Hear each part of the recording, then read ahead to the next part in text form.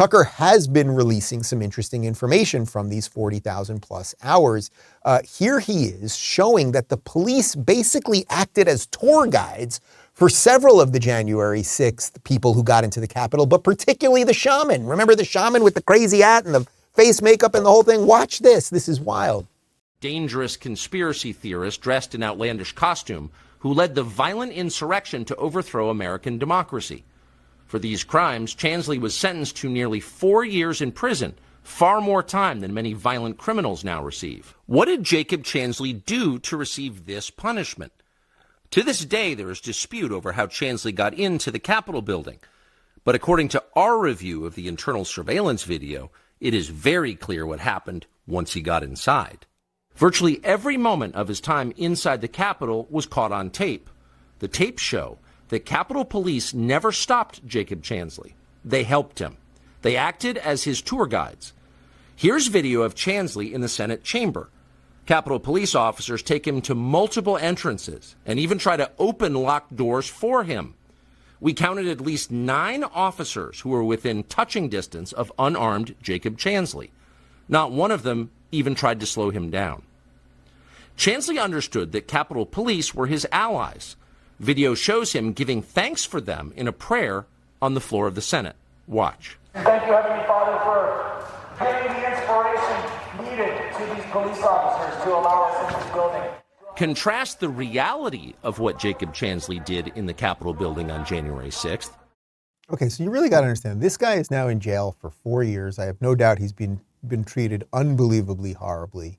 He's not the only one in jail, obviously, but officers are literally escorting him, looking for doors to open. I mean, when you see that moment where the guy turns the doorknob and then they see that that door is locked, they unlocked other doors for him. They escorted him into the chamber, right? Why didn't, when those 9 cops, and he just walks by him, why didn't anyone be like, sir, you can't walk in here. You can't do that, sir. We're not going to do that. We do love the hat, but you can't come in here. But they don't do any of that.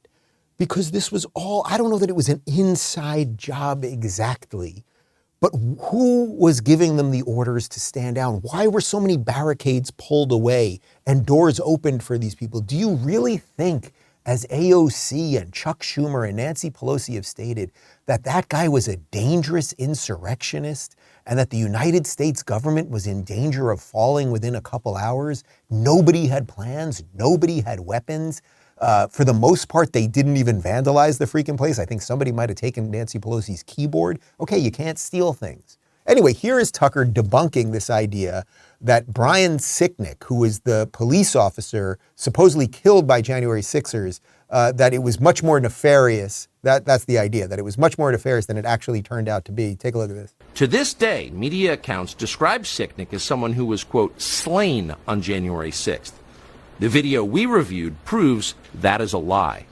Here is surveillance footage of Sicknick walking in the Capitol after he was supposedly murdered by the mob outside. By all appearances, Sicknick is healthy and vigorous.